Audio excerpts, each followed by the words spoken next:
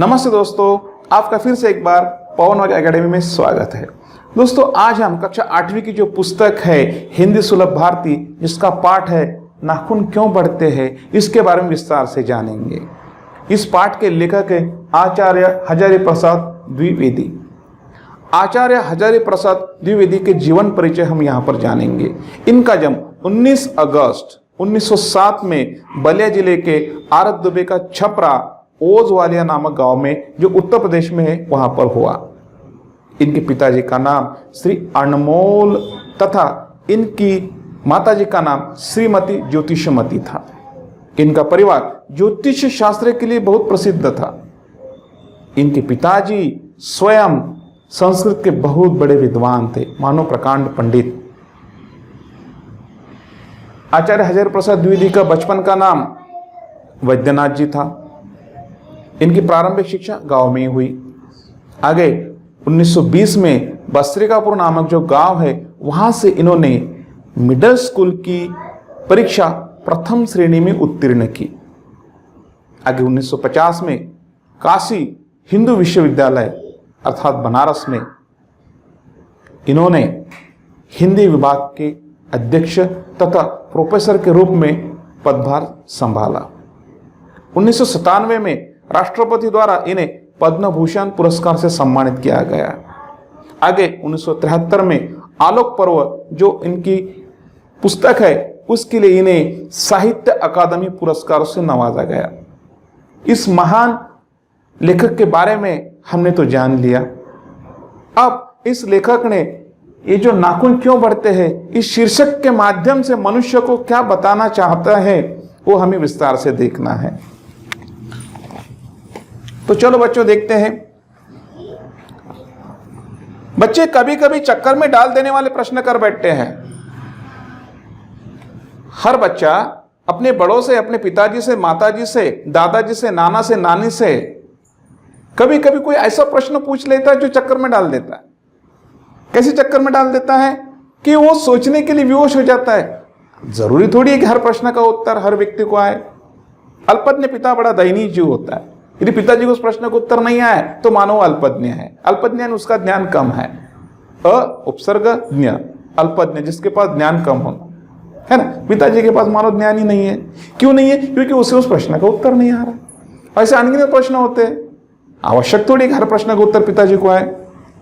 मेरी छोटी लड़की ने जब उस दिन पूछ लिया कि आदमी के नाखून क्यों बढ़ते हैं, अब लेखक की पुत्री ने लेखक से प्रश्न किया कि पिताजी आदमी के नाखून क्यों बढ़ते हैं,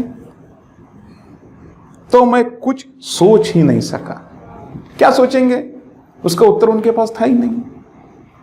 वो क्या बताएंगे? हर तीसरे दिन नाखून बढ़ जाते हैं। बड़ा विचित्र सवाल है ये। हर तीसरे दिन नाखूनों का बढ़ना। काट दीजिए, वे चुपचाप दंड स्वीकार कर लेंगे। हम किसी अपराधी को दंडित करते हैं, उसी तरह ये नाखूनों को मानो हमने काट दिया तो वो चुपचाप अपना दंड स्वीकार कर लेंगे। पर निर्लज्ज अपराधी की भांति छूटते ही फिर जैसे के तैसे हो जाते हैं। मानो कोई निर्लज्ज अपराधी हो, उसे कितनी बार जेल से छोड़ो फिर से जेल में आ जाता है।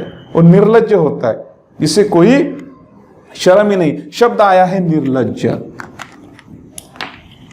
हम यहां पर देखेंगे नए शब्द अर्थात शब्दार्थ।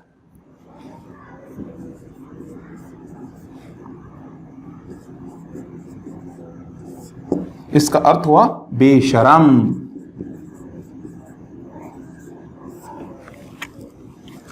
जिस तरह से कोई निर्लज्ज अपराधी हो, पुनः पुनः वही कार्य करता है, उसी तरह इन नाखूनों को कितनी बार भी दंडित करो, कितनी बार भी काटो, वो फिर से आ जाते हैं निर्लज्ज की भांति, निर्लज्ज अपराधी की भांति। आखिर इतनी बेहया क्यों है? बड़ा गंभीर प्रश्न है कि इतनी बेहया क्यों है। कितनी बार उन्हें काटो फिर ये निर्लज्ज वहां पर आ जाते हैं। कुछ लाख वर्षों की बात है।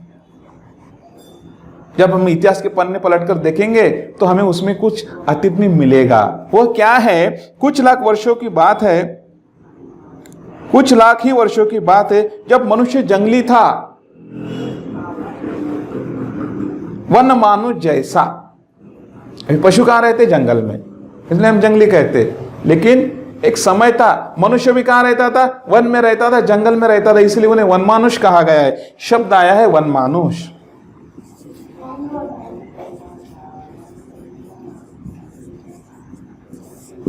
अर्थात जंगल, वन में रहने वाला, वन में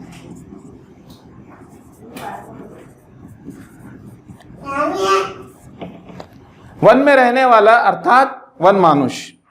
मनुष्य पहले कहाँ रहता था? वन में रहता था, इसीलिए उसे वन मानुष कहा गया है। उसे नाखूनों की जरूरत थी। एक समय था कि मनुष्य को नाखूनों की आवश्यकता थी, उसके सहारे ही उसको बहुत बड़ी मदद होती थी। वह क्या है आगे दिया है, उसकी जीवन रक्षा के लिए नाखून बहुत जरूरी थे।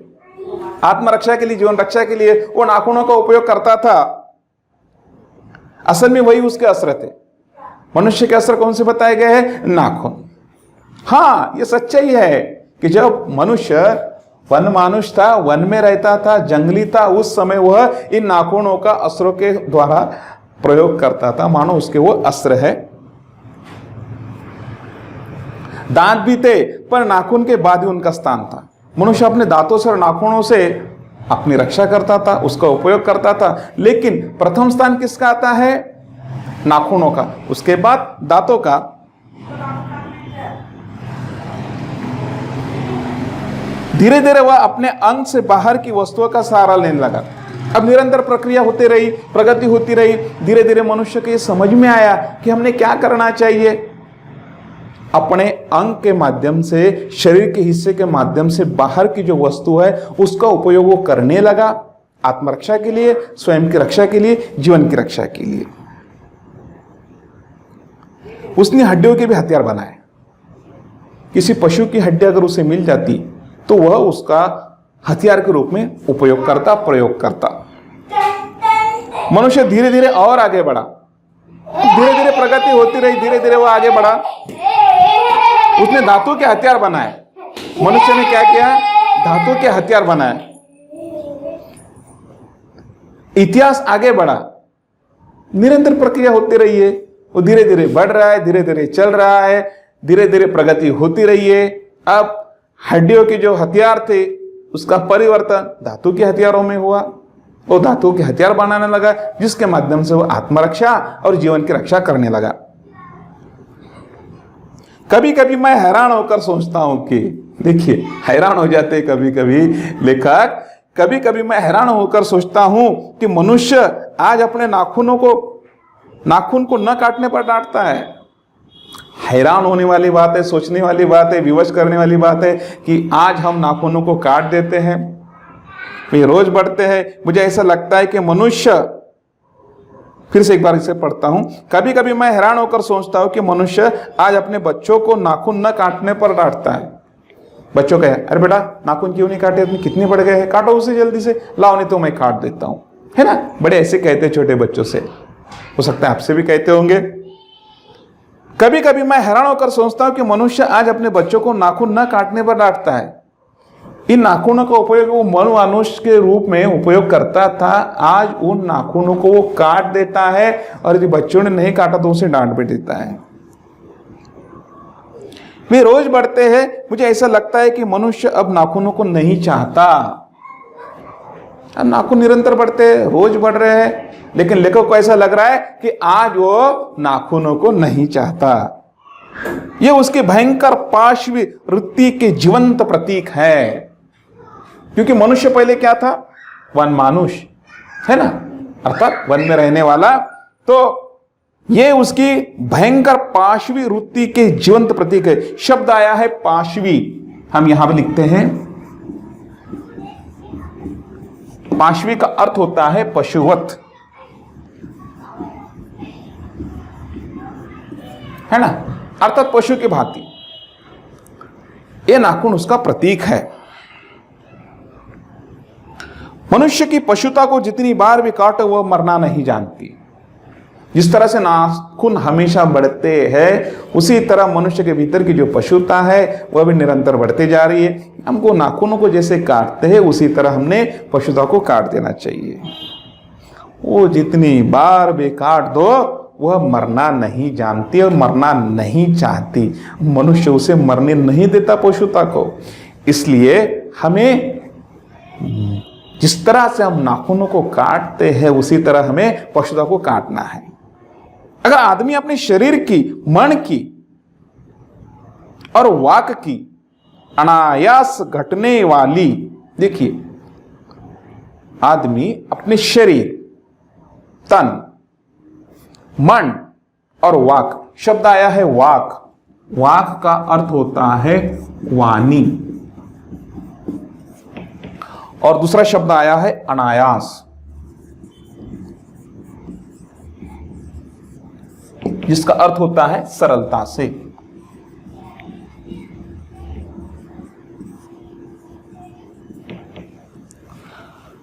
अगर आदमी अपने शरीर की, मन की और वाक की अनायास घटने वाली वृत्तियों के विषय में विचार करे तो उसे अपनी वास्तविक प्रवृत्ति पहचानने में बहुत सहायता मिले।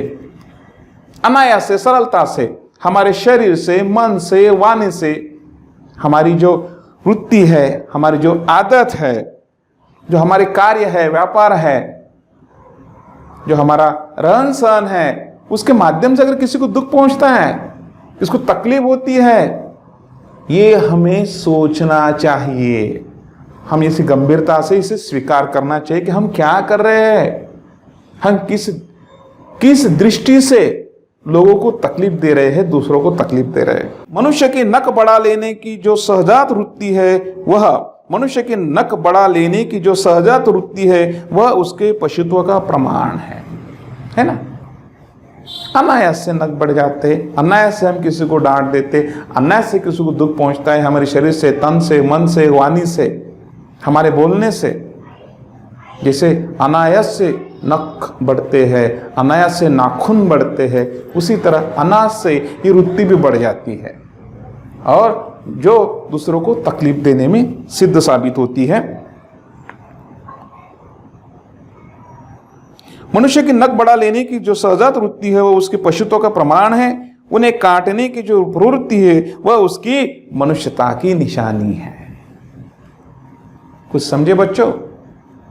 हाँ, जिस तरह से पशुता को हम काटते हैं, जिस तरह से नाखूनों को हम काटते हैं, उसी तरह हमें वो कार्य करना चाहिए और मनुष्यता को बढ़ाना चाहिए। यही इसका प्रतीक है। मेरा मन पूछता है, मनुष्य किस ओर बढ़ रहा है?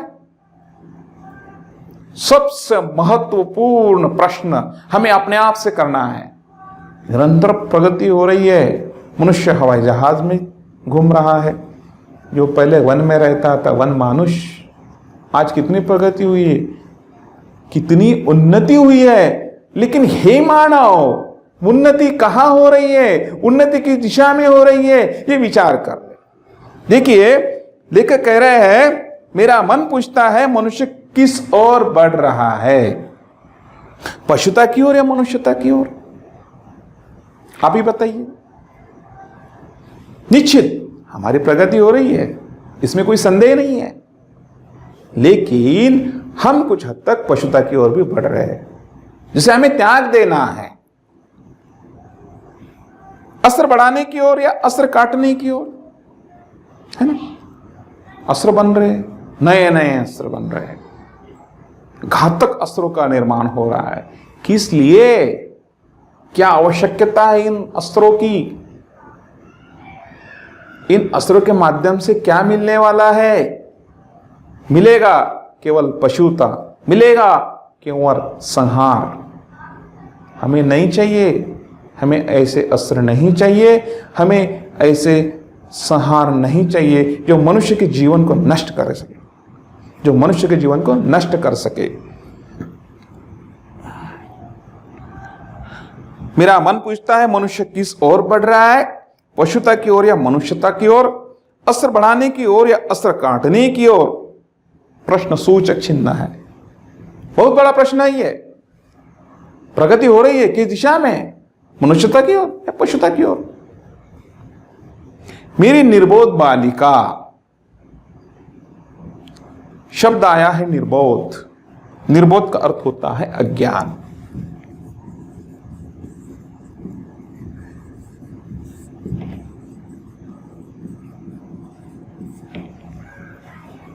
मेरी निर्बोध बालिका, अर्थात लेखक की जो बिटिया है, जो बेटी है, जो पुत्री है, जो बालिका है, वह क्या कह रही है? मेरा मन मेरी निर्बोध बालिका ने मानो मनुष्य जाति से ही प्रश्न किया है, समूचे मनुष्य जाति से, लेखक के माध्यम से क्या प्रश्न किया है? जानते हो नाखून क्यों बढ़ते हैं? यह हमारी पशुता के अवशेष है, यह हमारी पशुता के अवशेष है। शब्द आया है पशुता।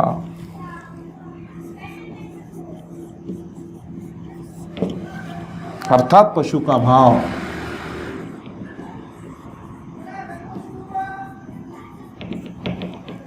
अवशेष यानी टुकड़े, हिस्से, ये साबित करते हैं कि मनुष्य तुझ में अभी भी पशुता विराजमान है।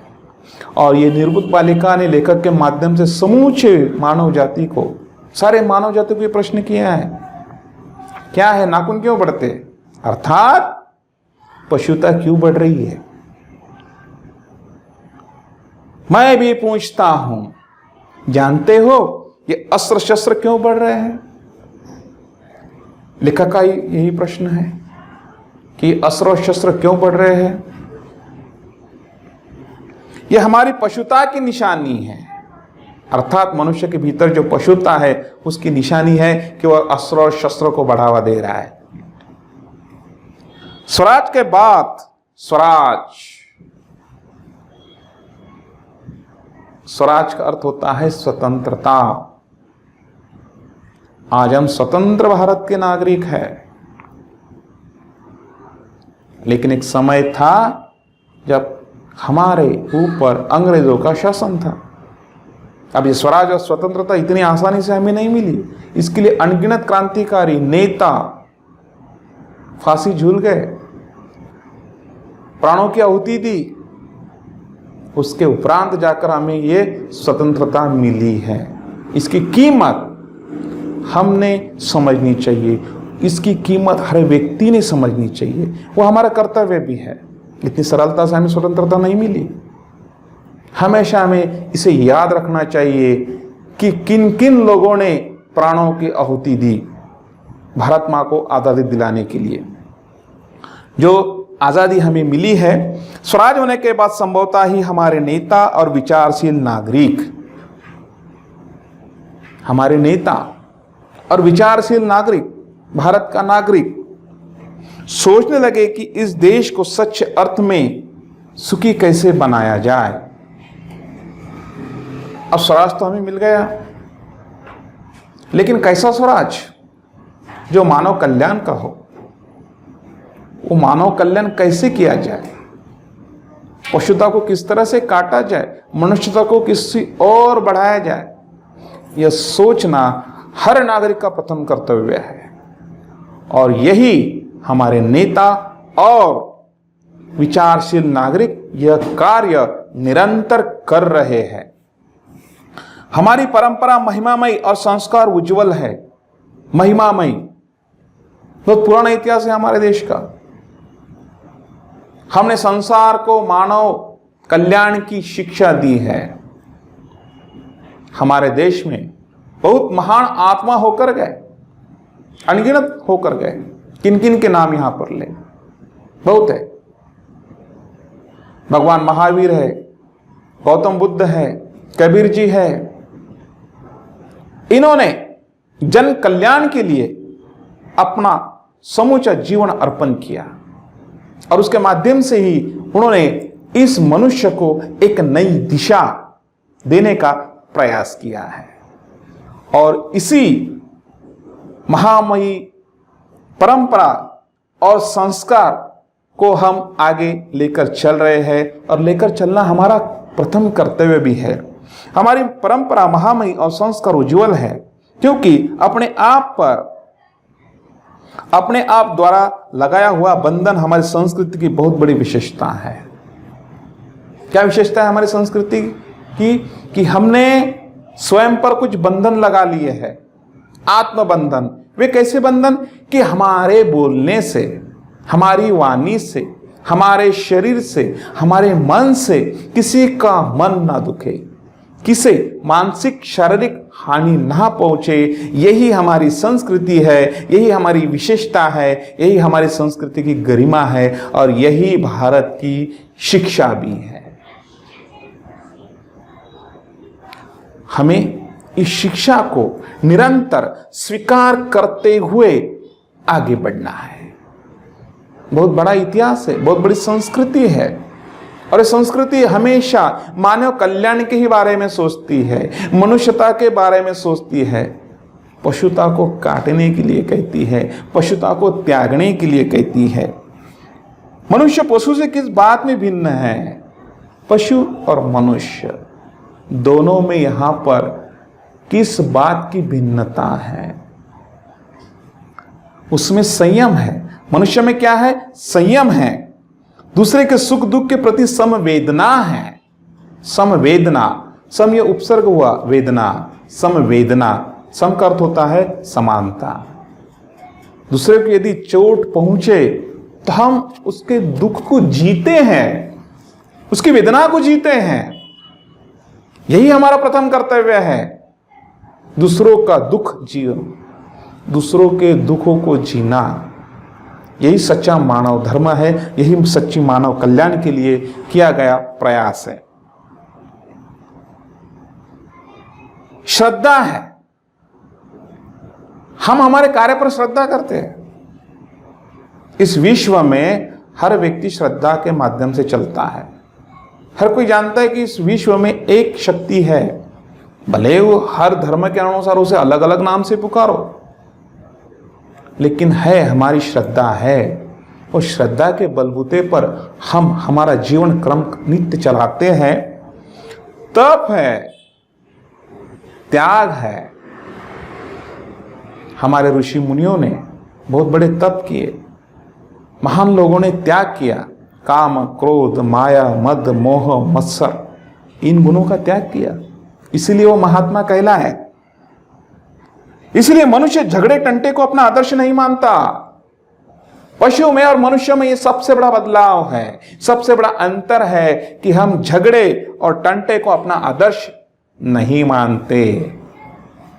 और यदि कोई इसे आदर्श मानता है तो वह पशु की भांति अपना जीवन क्रमण कर रहा है। ऐसा मानो कि उसके अंदर पशुता अभी भी विराजमान है। गुस्से में आकर चढ़ दौड़ने वाली अविवेकी को बुरा समझता है। यदि कोई गुस्से में आकर चढ़ दौड़ने वाली बात करता है, अविवेकी, अ हुआ उपसर्ग, विवेकी, अ माने का अर्थ होता न होना, विवेक क्या नहीं, विचार, अच्छे विचार। उसके पास अच्छे विचार नहीं है, हम उसके बारे में यह सोचते हैं, उसे बुरा समझा जाता है। वचन, मन एवं शरीर से किए गए असत्याचारों को गलत मानता है।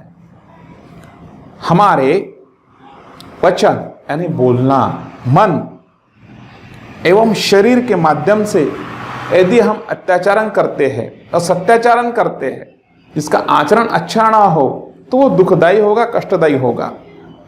ऐसा कोई दिन आ सकता है, लेखक यह सोचते हैं, ऐसा कोई दिन आ सकता है जब मनुष्य के नाखूनों का बढ़ना बंद हो जाएगा। कितनी गरिमा है इस वाक्य में। लेखक ने यह प्रश्न किया है समूचे मानव जाति से, आपसे, मुझसे, हर किसी से, कि ऐसा कोई दिन आएगा जिस दिन नाखूनों का बढ़ना बंद हो जाएगा, अर्थात पशुता का बढ़ना बंद हो जाएगा। प्राणी शास्त्रियों का ऐसा अनुमान है, जो प्राणी शास्त्रज्ञ है उनका ऐसा अनुमान है, ऐसा अंदाजा है कि मनुष्य का अनावश्यक अंग उसी प्रकार झड़ जाएगा जिस प्रकार उसकी पूंछ झड़ गई। अतीत में मनुष्य को पूंछ थी, उसका उपयोग नहीं करता था, इसलिए वो झड़ गई। यदि हम नाखूनों का उपयोग ना करें, अर्थात पशुओं का उपयोग ना करें, तो निश्चित ही आगे यह भी बंद हो जाएगी। नाखूनों का बढ़ना बंद हो जाएगा। जिस प्रकार उसकी पूंछ झड़ गई, उस दिन मनुष्य की पशुता भी लुप्त हो जाएगी। मनुष्य की पशुता लुप्त हो जाएगी। शब्द आया है लुप्त।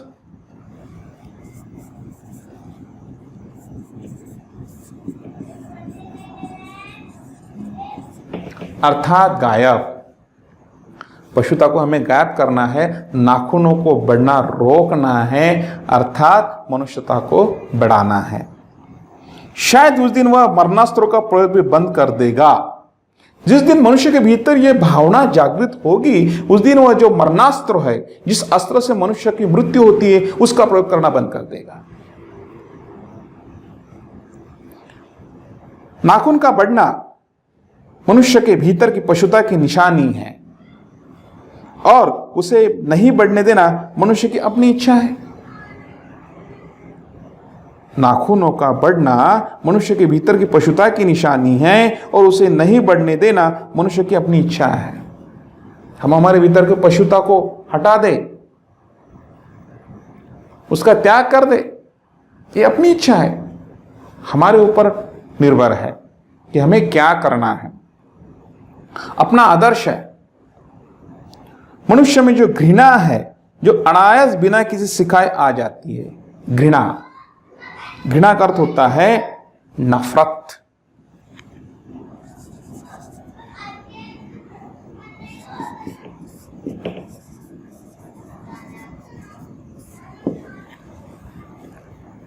ये जो घृणा है, कोई सिखाता नहीं हमें, ये अनायास आ जाती है, और इसे हमें त्यागना है। किसी के बारे में घृणा नहीं करना, किसी के बारे में बुरा नहीं सोचना, यही तो पशुता की निशानी है, और इसका ही हमें त्याग करना है। मनुष्य में जो घृणा है, वो अनायास बिना सिखाए आ जाती है, वो पशुत्व का द्योतक है। शब्द आया है द्योतक।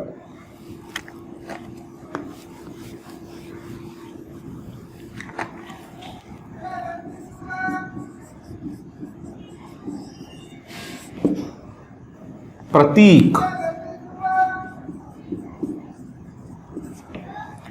द्योतक का अर्थ होता है प्रतीक, और वही पशुत्व का प्रतीक है। अपने को संयत रखना, संयत यानी संयमशील रखना, दूसरे के मनोभाव का आदर करना मनुष्य का स्वधर्म है। हमारा धर्म क्या है? दूसरों के मनोभाव का आदर करे।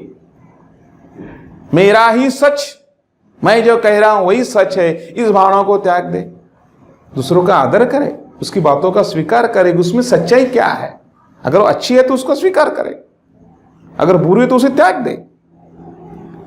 बच्चे जाने तो अच्छा ही होगा कि अभ्यास और तप से प्राप्त वस्तुएं, यदि आप ये जाने तो अच्छा ही होगा, बच्चे ये जाने तो अच्छा ही होगा कि अभ्यास और तप से प्राप्त वस्तुएं मनुष्य की महिमाओं को सूचित करती है। जो व्यक्ति निरंतर अभ्यास करता है, तप करता है, और उसके माध्यम से उसे जो वस्तुएं मिलती है, उसकी वस्तुओं को, उस वस्तुओं को प्राप्त कर लेता है, उसकी महिमा बहुत बड़ी होगी। मनुष्य की महिमा और गरिमा को सूचित करती है। मनुष्य की चरितार्थता, चरितार्थता का अर्थ होता है सार्थकता। शब्द है चरितार्थता।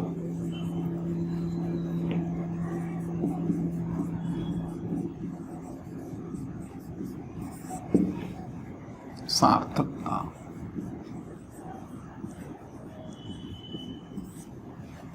है ना, शब्द आया है सार्थकता। मनुष्य की चरितार्थता अर्थात सार्थकता प्रेम में है। ज्योत से ज्योत जगाते चलो, प्रेम की गंगा बहाते चलो। हमें हर किसी से प्रेम से रहना चाहिए। मनुष्य की चरित्रता प्रेम में है, मैत्री में है, त्याग में है, अपने को सबके मंगल के लिए निश्चय भाव दे देने में है। मैं इस वाक्य को फिर से कहता हूं, मनुष्य की चरितार्थता प्रेम में है, मैत्री में है, त्याग में है, अपने को सबके मंगल के लिए निशेष भाव से दे देने में है। और यही सच्चाई है और यही अच्छाई है कि हमें यह जीवन में करना अत्यंत आवश्यक है। नाखूनों का बढ़ना मनुष्य के उस अंध सहजात वृत्ति का परिणाम है। वृत्ति शब्द आया है जिसका अर्थ होता है व्यापार। अर्थात हम जो कर रहे हैं जो कार्य कर रहे हैं उसका परिणाम हो जाता है। देखो कैसे, नाखूनों का बढ़ना मनुष्य की उस अंधसहजात वृत्ति का परिणाम है जो उसके जीवन में सफलता ले आना चाहती है। देखिए कैसे ले आना चाहती है कि वो बढ़े हुए नाखून है उसे हमें काटना है, अर्थात निरंतर पशुता बढ़ती रहेगी, वो उसका कार्य करेगी, हमें उसे समय समय पर काट देना है, अपने भीतर से निकाल देना है। नाखूनों का बढ़ना मनुष्य की उस अंधसहजात वृत्ति का परिणाम है जो उसके जीवन में सफलता ले आना चाहती है। उसको काट देना उस स्वर निर्धारित आत्मबंधन का फल है जो उसे चरितार्थता की ओर ले जाती है। हमने कहा हमारी संस्कृति ने पहले बंधन लगाया है, आत्मबंधन, स्वनिर्धारित, यानी हमने उसे निर्धारित किया है कि हमें क्या करना चाहिए, क्या उचित है क्या अनुचित है।